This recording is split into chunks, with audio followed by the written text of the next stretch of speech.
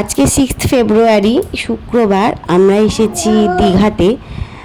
তো আমরা গাড়ি নিয়েই এসেছি। আমাদের সকাল সকালই বেরোনোর কথা ছিল, ওই মোটামুটি 6টা সাড়ে 6টা নাগাদ, কিন্তু আমরা অত তাড়াতাড়ি বেরিয়ে উঠতে পারিনি।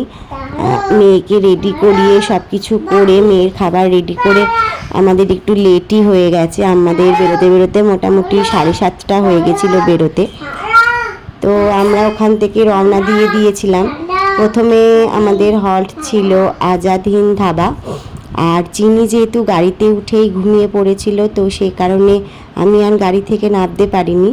এ দেখো আমি চিনিকে নিয়ে গাড়িতেই বসে আছি, আর দীপ, মা, বাবা ওরা নেমেছিল ব্রেকফাস্ট করার জন্য। তো ওরা ব্রেকফাস্ট করে আমার জন্য গাড়িতেই খাবার দিয়ে গেছিলো। আর যেহেতু আমি খুব সকালবেলা হেভি কিছু ব্রেকফাস্ট করতে পারি না, তো এই কারণে আমি ব্রেড আর বয়েলড এগ নিয়েছিলাম। আর গাড়িতে বসেই আমার চিনিকে নিয়েই আমাকে ব্রেকফাস্ট করতে হচ্ছিল। কি আর করা যাবে, ছোট বেবি থাকলে যা হয়। ও তো পুরো ঘুমে কাদা, আর ওকে আমি বেকার তুলতেও চাইছিলাম না, কারণ চিনি গাড়িতে ভীষণ ঝামেলা করে। এই কারণে ও ঘুমিয়ে আমরা যতটা সম্ভব এগোনোর চেষ্টা করছিলাম। এই কারণে আমি আর ওকে তুলিনি, আমি গাড়িতে বসেই খেয়ে নিয়েছি। তো যাই হোক, ব্রেকফাস্ট করে আমরা আবার মোটামুটি ওই 9:30 নাগাদ ওখান থেকে বেরিয়ে পড়েছি। তো তারপর আর বেশি কোথাও হল্ট নিইনি। মাঝে আর একবার হল্ট নিয়েছিলাম চিনিকে খাওয়ানোর জন্য, ব্যাস তারপর আমরা সোজা ঢুকে গেছি দেখো দীঘায়। তো আমি কিন্তু অনেক ছোটোবেলায় দীঘা এসেছিলাম, অনেক ছোটোবেলা, তখন আমি 5-6 হয়তো পড়ি। তারপর কিন্তু আমার আর দীঘা আসা হয়নি। আর তো এই দেখো ফাইনালি আমরা পৌঁছে গেছি দীঘাতে। জাস্ট এসেই আমরা সমুদ্র দর্শন করে নিয়েছি, খুব ভাল লাগছিল। কিন্তু পুরীতে যেরকম সমুদ্র দেখি আমরা, দীঘায় কিন্তু সেই তুলনায় সমুদ্রের ঢেউ অনেকটাই কম, মানে অনেকটাই কম। কিন্তু যাই হোক, সেখানে কিন্তু অনেকেই স্নান করছিল। তো আমরা একটু সমুদ্র দর্শন করে সোজা চলে এলাম আমাদের হোটেলে।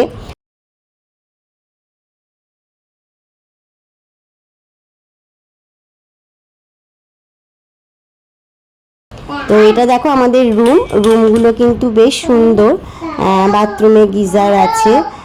আর এটা হচ্ছে আমাদের রুম। তো আমি একটু নিজেকেও দেখিয়ে নিলাম।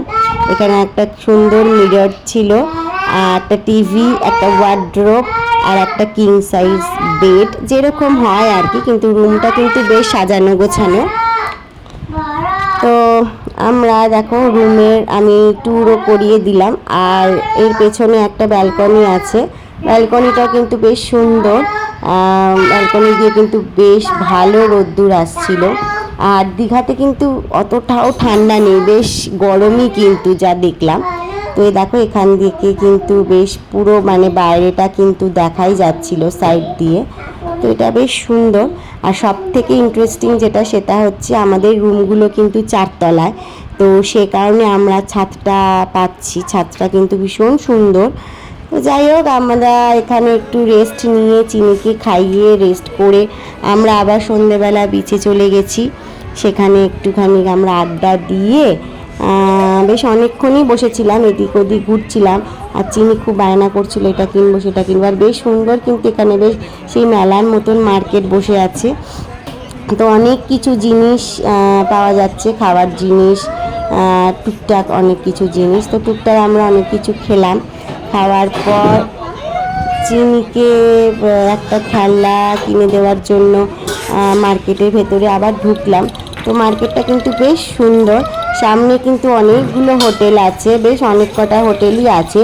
কিন্তু পুরীর যেরকম বিচের একদম সামনে ফ্রন্টেই একদম হোটেলগুলো, এখানে কিন্তু সেরকম নয়।